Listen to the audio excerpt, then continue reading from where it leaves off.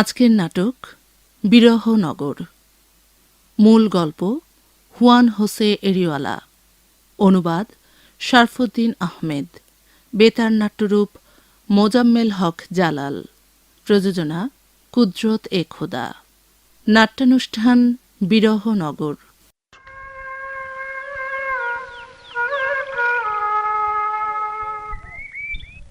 Hello, কেউ আছেন? আছেন কেউ? কি ব্যাপার, সবাই গেল কোথায়? শুনছেন? ট্রেনের তো সময় হয়ে এলো। আমার টিকিটে যে লেখা রয়েছে 5টায় ট্রেন, সময় তো আর বেশিক্ষণ নেই। না, কেউ তো আসছে না। বরং বসি, বোধহয় ট্রেন আসতে দেরি আছে। এ কি, আমরা কোথায় এলাম রাজীব?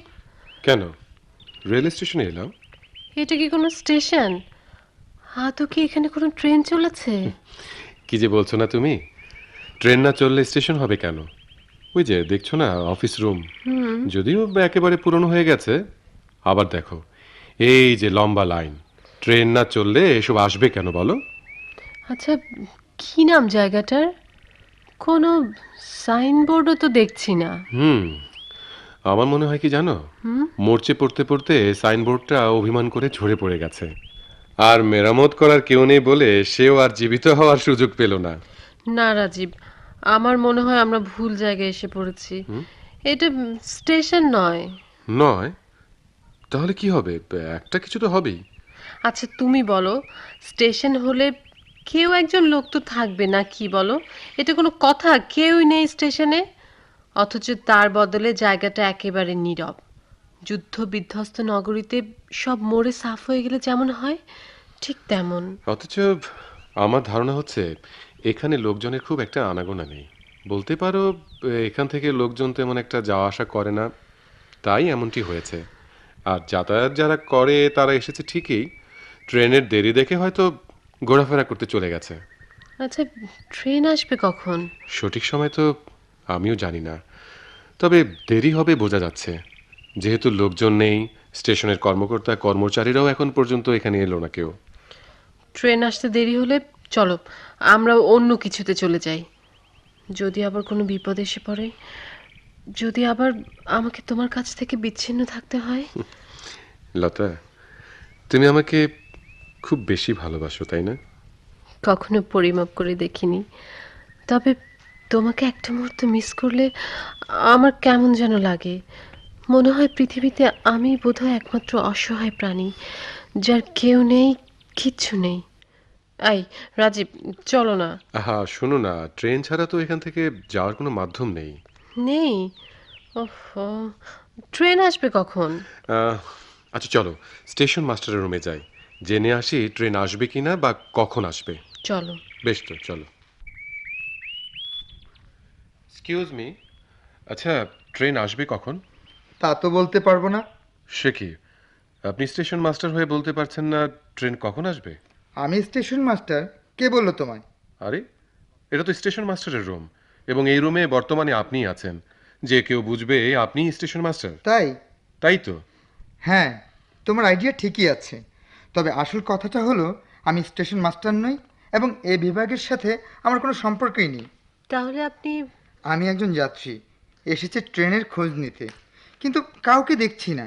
ও, তোমরা? আমরাও আপনার মতো, কিন্তু সব গেল কোথায়? আমিও তা ভাবছি। তোমরা যাবে কোথায়? যাব? না, কোথাও না। কোথাও যাবে না? তবে ট্রেনের খোঁজ করছো কেন? এমনি। এমনি? তোমরা কি কোনো সন্দেহের মধ্যে আছো নাকি? আমি কিন্তু বুঝে ফেলেছি। কি কি কি কি বুঝেছেন আপনি? কিছুই না। বলো, কোথায় যাবে? আমাকে বললে তোমাদের কোনো অসুবিধা হবে না। হ্যাঁ, না মানে কোথায় যাব এখনো ঠিক করতে পারিনি। বাড়ি থেকে পালানো, তাই না? হীনতার উপর উদ্দেশ্যকে সমর্পণ করা। হ্যাঁ, না ঠিক আসলে হলো না। আচ্ছা যাক, আমি গোল্লায় যাব। গোল্লা? এটা আবার কোথায়, কেমন? কোথায় কেমন তা আমি নিজেও জানি না। তাহলে যাচ্ছেন যে? আমরা কেন পালাচ্ছি তা তো বুঝতেই পেরেছেন। আপনি পালাচ্ছেন কেন? আমি তোমাদের বলেছি যে আমি পালাচ্ছি। আমি যাচ্ছি একজনকে খুঁজতে। কাকে? একজনকে, যে আমাকে খুঁজতে বাধ্য করেছে। তোমরা যেমন ঘর ছাড়তে বাধ্য হয়েছো। আপনার কথাগুলো কেমন কেমন যেন লাগছে। নির্জন পরিবেশে সব কথাই কেমন কেমন হয়ে যায়। তোমরা ইচ্ছে করলে গোল্লায় যেতে পারো। আচ্ছা, যে জায়গার কথা আপনি নিজেই জানেন না, কেন সেখানে আমাদের আমন্ত্রণ জানাচ্ছেন? আমন্ত্রণ জানাতে তো কোনো অসুবিধা নেই। তোমরা তো আমার ঘাড়ে চেপে বসবে না। বসতে চাইলেও আমি বসাবো না। রাজীব, হ্যাঁ? রাজীব, চলো আমরা বাইরে যাই। যাও, এদিক সেদিক একটু ঘুরে এসো। দেখো, আবার বেশি দূর যেও না, কাছাকাছি থেকো। না হয় ট্রেন আবার মিস করবে। আর আপনি? আমি এদিকটায় ঘোরাফেরা করি। তোমাদের মতো তো সেই বয়স নেই যে বেরিয়ে বেড়াবো। তাই যাও, ঘুরে এসো। চলো।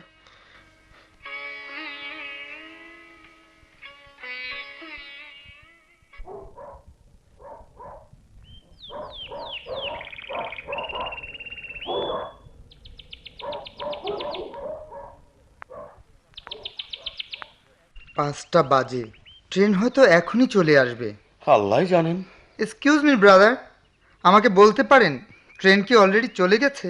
এ দেশে বোধহয় বেশি দিন থাকা হয় না আপনার। ঠিক বলেছি? হ্যাঁ, আসলে আমার খুব তাড়া। আগামীকালের মধ্যেই আমাকে গোল্লায় যেতে হবে তো। বুঝেছি। কি বুঝেছেন? এই ভায়া, হোটেলে রুম খালি থাকলে ঝটফট 1 মাসের জন্য একটা রুম ভাড়া করে নিন। 1 মাসের জন্য রুম ভাড়া নেব? কেন? ভাড়া বেশি না, সস্তা। ট্রেনের দিকেও ধীরে সুস্থে খেয়াল রাখতে পারবেন, থাকাটাও নিশ্চিন্ত হলো। আরে মশাই, আপনি কি পাগল হলেন নাকি? কোথায় আমাকে কালকের মধ্যে গোল্লায় যেতে হবে, আর আপনি কিনা হোটেলের রুম ভাড়া নেওয়ার কথা বলছেন? এ কি বলে, কিসের মধ্যে কি? আপনি দেখছি কিছুই জানেন না। কিন্তু কথা হলো, মানে বুঝলেন কি না, এত সংখ্যক ট্রেনের চলাচল তো আর চারটিখানি কথা নয়। তাই চলাচলে কিছু সমস্যা আছে, এই যা। সমস্যা? সমস্যা বলেই সমস্যা। তবে হ্যাঁ, ট্রেনের টাইম টেবিল আর টিকিট কাটার সিস্টেম যে উন্নতি হয়েছে, এমনটি সচরাচর আপনি কোথাও পাবেন না। দেশের এমন কোনো শহর নেই যেখানে রেল যোগাযোগ নেই। রেল গাইড বুকে চোখ বুজে অন্তত সেরকমই দেখা যায়। আজকাল কর্তৃপক্ষ এমনকি অজ পাড়াগাঁয়ে যাওয়ার জন্য টিকিট বিক্রি করে। আর সাথে সাথে, মানে বুঝলেন কি না, এদেশের পাবলিকও তাই চায়, যাতে অনিয়মের ব্যাপারটা গা সওয়া হয়ে যায়। আর নিজেরাও যাতে স্বদেশপ্রেম জিনিসটাকে বেদনাবোধ থেকে সরিয়ে সযত্নে শিকই তুলে রাখতে পারে।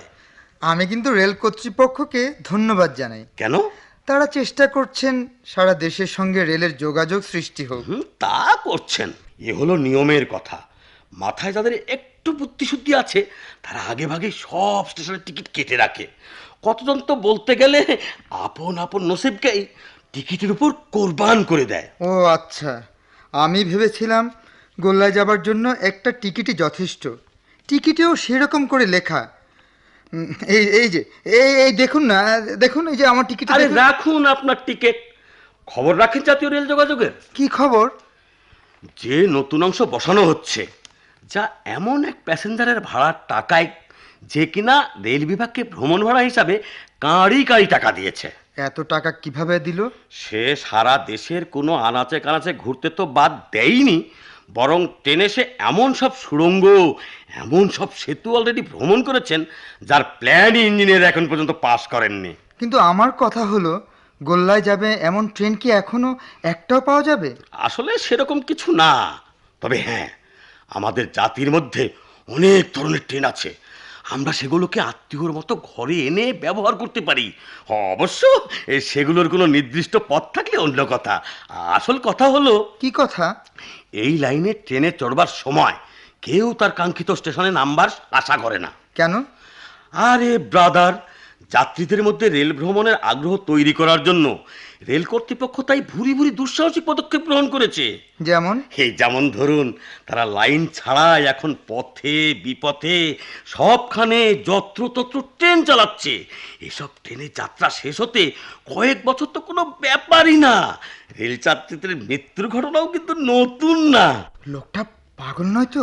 এদিকেই লক্ষ্য রেখে রেল কর্তৃপক্ষ গাড়িতেই প্রার্থনা মন্দির ও চলন্ত কবরস্থানের ব্যবস্থা রেখেছে, আর কন্ট্রাক্টররাও অভিজাত স্টাইলে বেশ গর্বিত ভঙ্গিতে ঠিক সময় মতো টিকিটের গায়ে লেখা নাম্বার স্থানে যাত্রীদের মৃতদেহ নামিয়ে দেয়। কি সব কথা!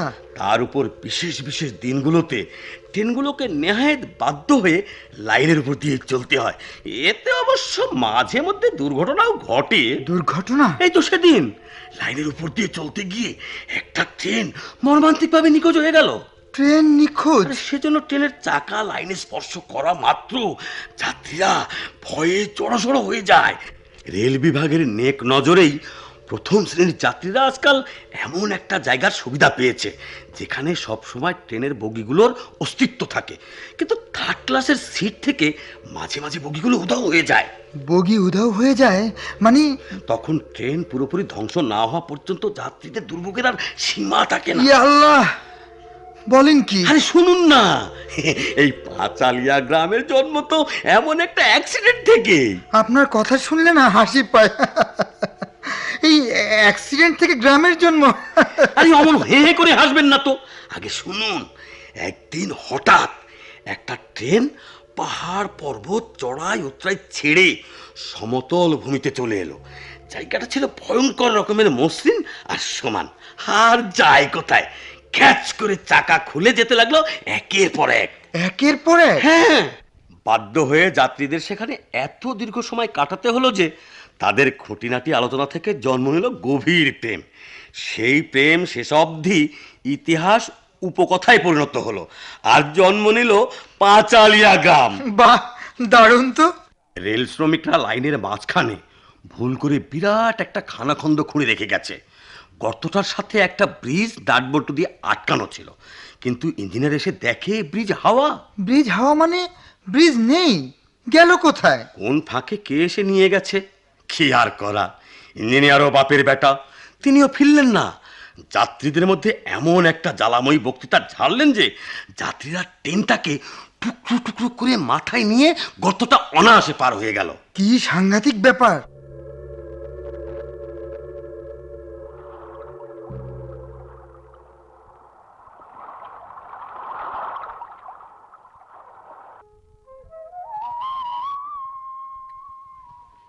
রাজীব, দেখো দেখো। দেখছি তো। আরে এদিকে দেখো না। কি দেখবো? দেখো কি সুন্দর একটা নদী। যেভাবে আশ্চর্য হলে আমি ভাবলাম কি ভাবলে? ভয় টয় পেলে নাকি? তুমি তো আবার যে ভয় কাতুরে মেয়ে। যাক, এই নদীর নাম জানো? না, কি নাম? এ হলো প্রমত্তা নদী। এর সৃষ্টির পেছনে শুনেছি তোমার আমার প্রেমের মতো চমৎকার কাহিনী আছে। তাই থাকতেও পারে। কি স্বচ্ছ আর সুন্দর নদীর পানিগুলো। চাঁদের আলো তার সৌন্দর্য আরো বাড়িয়ে দিয়েছে। দেখো দেখো, আমাদের দেখা যাচ্ছে যেন জীবন্ত এক আয়না। একেবারে তোমার মতো। যা, কোথায় নদী আর কোথায় আমি। চাঁদ বাড়িয়েছে নদীর সৌন্দর্য, সবচেয়ে বেশি কি বাড়িয়েছে জানো? কি? তোমার সৌন্দর্য। কি যে বলো না। আজ আমার খুব ইচ্ছে করছে কি? প্রমত্তা নদীর জল রঙে তোমাকে চিত্রিত করতে। যদি চিত্রশিল্পী হতাম তবে আমি এখনই তাই করতাম। মাথায় গোজা থাকতো এক থোকা টিউলিপ, যার গন্ধে আমি পাগল হয়ে যেতাম। ইচ্ছে করছে নদীর বুকে তোমাকে নিয়ে ভাসি, ভাসতে ভাসতে চলে যাব পৃথিবীর প্রান্ত সীমা ছেড়ে দূর চাঁদের দেশে। অমন করে বলো না, আমি আর পারছি না। লতা, পৃথিবীর মানুষগুলো নদীর মতো হয় না কেন? কেন তারা সমুদ্রের মতো গর্জে ওঠে? কেন তারা ভাঙা ভাঙা? তখন যে নদী নদী থাকবে না, বিরান ভূমি হয়ে যাবে। সাগর না থাকলে নদীর সৌন্দর্য কেউ টেরই করতে পারবে না। আর প্রেম এত সুন্দর কেন জানো? এর মাঝে সংঘাত আছে বলে। সংঘাত আর সংঘাত, এই অস্ত্রবাজির তামাশা ছেড়ে কবে কবে মানুষগুলো অস্ত্রের বদলে হাতে তুলে নেবে ফুল? বারুদের গন্ধের পরিবর্তে ফুলের গন্ধ নেবে, চাঁদের সৌন্দর্য দিয়ে মনের আনাচে কানাচে আলোময় করে তুলবে, যে আলোতে তাদের আগামী ভবিষ্যৎ পৃথিবীটাকে সাজাবে। যেদিন তারা ক্লান্ত হয়ে পড়বে, যেদিন নিজেদের অস্ত্র যখন নিজেদেরই মুণ্ডুপাত করবে, সেদিনই তারা শান্ত হয়ে যাবে। আচ্ছা রাজীব, স্টেশনের ওই ভদ্রলোককে তোমার কি মনে হয়? কি আবার মনে হবে, আমাদের মতোই একজন যাত্রী। না মানে, আমরা পালিয়ে যাচ্ছি একে অপরকে পাবার জন্য, সে কেন যাচ্ছে? এ কি কোনো কথা হলো? স্টেশনে যত যাত্রী আসবে সবাই বুঝি আমাদের মতো? সবার কথা বলছি না, যেহেতু তিনি আমাদের সঙ্গে কথা বললেন, আমাদেরকে খুঁটিয়ে খুঁটিয়ে জিজ্ঞেস করলেন। ও, ঠিক আছে, স্টেশনে গেলে তাকে ভালো করে জিজ্ঞেস করব। না বাবা থাক, আবার কোন না কোন বিপদে পড়ি। কেন, তুমি এত ভয় পাচ্ছ কেন? আমি তো ভয় পেতে চাই না, কিন্তু সেই তো আমার পিছু ছাড়ে না, বারবার আমাকে একটা অপরাধ বোধের দিকে নিয়ে যায়। অপরাধ? কিসের অপরাধ? আমার সাথে পালিয়ে আসাটা যদি দোষের কিছু হয়, তবে তো সে দোষে আমিও সমান দোষী। তুমি কেন একা তাতে জ্বলবে? আমিও জ্বলবো, একবার নয়, বারবার। যতবার জ্বলতে পারবো ততবার আমি আমাকে ভাঙতে পারবো। রাজীব, এভাবে নিজেকে ভেঙে তুমি কি মজা পাও? এ এমন এক ধরনের মজা যা আমি তোমাকে বলে বোঝাতে পারবো না।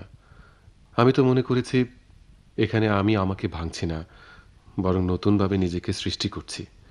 আচ্ছা, তুমি তো লেখক, অনেকে বলে থাকে।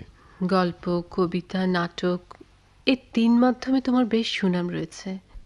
এই যে তিনটি বিষয়ে তুমি তিনটি ছদ্মনামে লিখছো, তাতে কি কখনো তোমার মনে হয় না তুমি নিজে নিজেকে ঠকাচ্ছ? না না, এ ঠকানো নয়, এ সৃষ্টির আনন্দের খেলা, যে খেলার খেলোয়াড় আমি একাই। কবি হিসাবে যখন আমার নাম ছাপা হয়, আমি বেশ একটা তৃপ্তি পাই না, কারণ আমি মনে করি কবিতা তার সীমানা থেকে বেশি একটা দূরে যেতে পারে না। যখন গল্পকার হিসেবে ছাপা হয়? সেখানেও আমি ভাঙার খুব একটা সন্ধান পাই না, তাতেও আমি সীমাবদ্ধতা দেখতে পাই। আর যখন নাট্যকার হিসেবে তোমার নাম অনন্ত রহমান ছাপা হয়? এ এক দারুণ বিস্ময়ে আমি সে নামটির দিকে তাকিয়ে থাকি। জানো লতা, আমি আমার নাটকের নায়ক করেছি এমন এক যুবককে যে ভাঙার মধ্যেই আনন্দ পায়, ইচ্ছে মতো বিচরণের সুযোগ পায়। সে মনে করে নাট্যকারের অন্য কোনো জাত নেই, যেমন সৃষ্টিকর্তার আলাদা কোনো বিশ্ব নেই। আমি তো দেখতে পাচ্ছি তুমি এই তিন সত্তার মধ্যে নিজেকেই কেবল টুকরো টুকরো করছো। আবারও ভুল করছো লতা, টুকরো টুকরো নয়, বরং বলো আমি আবিষ্কার করছি। যেমন ধরো, এই যে তুমি ভিন্ন ধর্মাবলম্বী হয়েও আমার টানে দুটো নিরপরাধ মানুষকে কাঁদিয়ে আমার কাছে ছুটে এসেছ, এও এক ধরনের ভাঙা, যে ভাঙায় আমার নাটকের নায়ক আরেকবার ভাঙার মজা পেল। আচ্ছা রাজীব, যদি আমি আবার আমার আগের অবস্থানে ফিরে যেতে চাই? আপত্তি করব না, কারণ এখানেও আমি আমার নাটকের নায়ককে আরেকবার ভাঙতে পারবো, যাকে নিয়ে জীবনের উজ্জ্বল সম্ভাবনাগুলোকে জড়িয়েছিল। সে কাছে এলো, আবার চলে গেল। দারুণ ভাঙার মজা। সে তখন থেকে আমি মনে মনে ভাবছিলাম ফিরে যাবার কথা। দেখি না চেষ্টা করে, যদি সমঝোতার মাধ্যমে সুন্দর একটি সমাধান হয়। চেষ্টা করতে তো দোষ নেই। দেখো, চেষ্টা করে। আমি চলে গেলে তোমার কষ্ট হবে না? কি যে বলছো না তুমি! আমার নাটকের নায়ক আভন নদীর তীরে অনাদরে পড়ে থাকা শেক্সপিয়রের সমাধিস্থল দেখে কষ্ট পায় না, নাৎসি বাহিনীর বীভৎসতা দেখে আতঙ্কিত হয় না, বিরজার টুকরো টুকরো দেহ দেখে কান্নায় ভেঙে পড়ে না। দেখো, আমি বলে রাখছি, তোমার নাটকের নায়ক একদিন অনেক বড় ব্যক্তিত্ব হবে। সেদিনই তার মৃত্যু হবে। কেন? আমি দেখতে পাচ্ছি সে দ্রুত মৃত্যুর দিকে এগিয়ে যাচ্ছে। ভাঙার খেলা থেকে এখনই তাকে ফেরানো দরকার। কে কে তাকে ফেরাবে? একমাত্র একমাত্র তুমিই পারো লতা, আর কেউ নয়। এতে তোমার হৃদয়ে রক্তক্ষরণ হবে, দু এক স্থানে হয়তো কেটে কুটে যাবে, এমনও হতে পারে তোমাকে কঠিন পরীক্ষায় নামতে হবে। আমি রাজি, তোমার জন্য আমি সব সব করতে রাজি। চলো ফিরে যাই।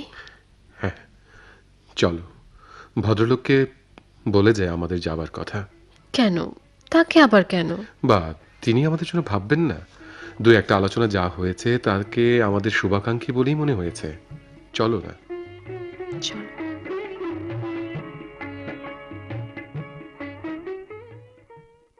বুঝুন ঠেলা, একেবারে মেঘ না চাইতেই বৃষ্টি। তাই দেখে রেল বিভাগ খুশিতে এমন ডগমগ যে রাতারাতি তারা সব ব্রিজের কাজ সঙ্গে সঙ্গে বন্ধ করে দিল। তাতে অসুবিধা হলো না? তবে হ্যাঁ, যেসব যাত্রী মূল্য ছাড়ের টিকিট নিয়ে ব্রিজ পার হয়ে বাড়তি ঝক্কি পোহাতে চায়, তাদের সুবিধার জন্য রেল বিভাগ অবশ্য এই ব্রিজের ব্যবস্থা রেখেছেন। কিন্তু আমাকে যে কালকেই গোল্লায় যেতে হবে দাদা। আরে ঠিক আছে, যাবেন, যাবেনই তো। আমি তো কিছুই বুঝতে পারছি না। ট্রেন আসা মাত্রই দীর্ঘদিন হোটেলে থাকা উত্তেজিত লোকগুলো বন্যার জলের মতো স্টেশন এসে হাউমাউ শুরু করবে। স্টেশনটাকে ভেঙে চুরমার করে ফেলতে পারে। এমন হয় বুঝি? এ আর এমন কি, তাদের অবাধ্য আচরণে দু একটা অ্যাক্সিডেন্ট তো হতেই পারে। ট্রেনে উঠে জায়গা মতো না বসে একজন আরেকজনকে পিষ্ট করে, এটা কোনো ব্যাপারই না। তাহলে উপায় কি? সাবধান, চোখ কান খোলা রাখবেন। এসব স্টেশনগুলো হলো হাতে বানানো মঞ্চ সেটের মতো। এখানকার মানুষগুলো কিন্তু হুবহু যাত্রীদের মতো আচরণ করে। সেগুলোরও মুখে থাকে বিষাদের ছাপ। যাক বাবা, বাঁচলাম। গোল্লা বেশি দূরের পথ নয়। কিন্তু এই মুহূর্তে ট্রেনে তো সেটুকু পথ পাওয়া যাচ্ছে না।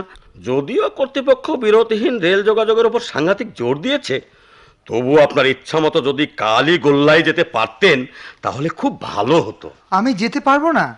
একটু ভালো করে লক্ষ্য করলেই দেখবেন যাত্রীরা জানেই না আসলে হচ্ছে কি। তারা গোল্লায় যাবার জন্য একটা করে টিকিট কাটছে, যেই ট্রেন আসছে অমনি ধূপধাপ উঠে বসছে। পরদিন কন্ডাক্টর বলছে, কি বলছে? আমরা এখন গোল্লায়, দয়া করে নেমে পড়ুন। আর নিশ্চিত না হয়ে যাত্রীরা নেমে দেখে, কি দেখে? এ তো সত্যি গোল্লা। ভেবে দেখুন এ কিরকম বেকুব যাত্রী। এ জাতীয় ঝক্কি ঝামেলা এড়াতে আগেভাগে কোনো ব্যবস্থা নিয়ে রাখতে পারি না? অবশ্যই পারেন, তবে বলা কষ্ট তা কতটা কার্যকর হবে। যেভাবে হোক ভালোভাবে নামবার চেষ্টা করুন। আপনি গোল্লায় যাবেন এমনভাবে মনকে শক্ত করে গাড়িতে উঠুন। আচ্ছা। কোনো যাত্রীর সাথে কোনো কথা চলবে না। তারা আপনাকে তাদের দীর্ঘ ভ্রমণ বৃত্তান্ত বলতে বলতে সম্মোহিত করে ফেলতে পারে। কি হবে? আপনার জন্য কি অপরাধ তার আর খোঁজার দরকার হবে না। যদি তারা দয়া করে ভুয়া স্টেশন অথবা দুর্গম জঙ্গলে ফেলে না দেয়, তাহলে বাকি জীবনটা চলন্ত ট্রেনেই কাটিয়ে দিতে হবে। হ্যাঁ শুনুন, আর একটি কথা। কি কথা? স্টেশনে পৌঁছালে খাবার দাবারের আশাই করবেন না। আর খবরদার, গোল্লায় পৌঁছে পরিচিত কাউকে না দেখলে প্ল্যাটফর্মে পা রাখবেন না। খুব সাবধান। কিন্তু দাদা, আমি যে গোল্লার কাউকে চিনি না। ইঞ্জিন চালিত বিশেষ কিছু যন্ত্রপাতি আপনাকে বিশ্বাস করতে বাধ্য করবে যে প্রচণ্ড হই হট্টগোল এবং ধূপধাপ আওয়াজই হলো এই ট্রেনের মূল চালকা শক্তি। বিশ্বাস করলাম না। কি বলো তোমরা? হ্যাঁ ঠিকই তো। শুধু কি তাই, এই ট্রেন টানা এক সপ্তাহ দাঁড়িয়ে থাকার পরও এই যাত্রীরা জানালার কাঁচ দিয়ে বাইরের দৃশ্যগুলো ছুটে চলতে দেখে। রাজীব, আমার ভয় করছে, চলো। আমার কিন্তু বেশ মজা লাগছে। শুনি না শেষটা কি হয়। তারপর অথচ কর্তৃপক্ষের কাছে এটা কোনো ঘটনাই না।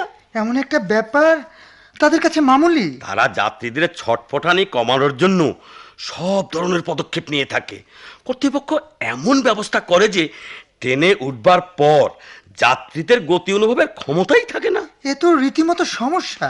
এ সমস্যা থেকে মুক্তির জন্য আসার কথা হলো অচিরেই এমন একটা সুবর্ণ সময় আসছে যখন যাত্রীরা রেল বিভাগের উপর নির্ভরশীল থাকবে না।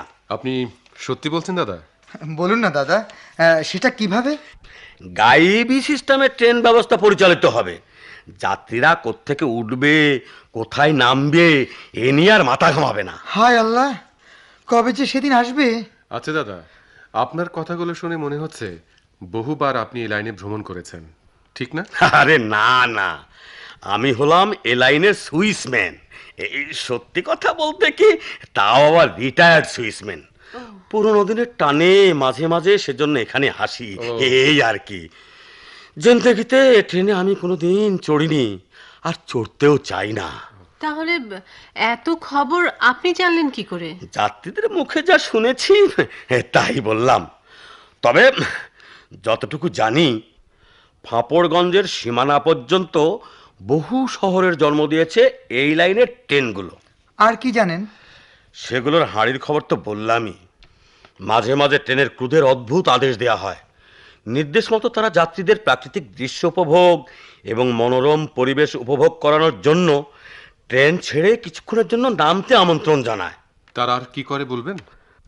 তারা যাত্রীদের কাছে সেখানকার গর্ত, ফাটল, খানাখন্দের সৌন্দর্যের গুণকীর্তন করতে থাকে। নিলাম হাঁকানোর মতো কন্ডাক্টররা চেঁচাতে থাকে। গর্তের বর্ণনায় কমসে কম 15 মিনিট।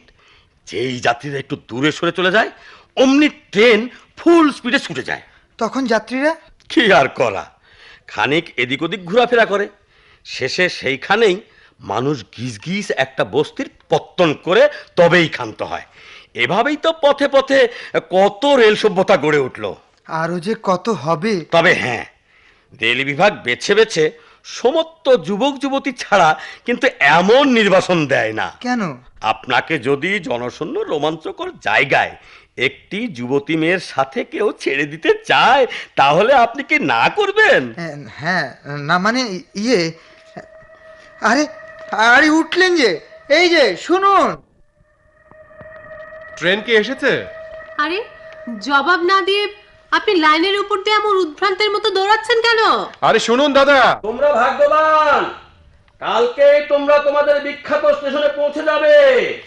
কোথায় যেন যেতে চাও? কি যেন জায়গার নাম? বিরহনগর।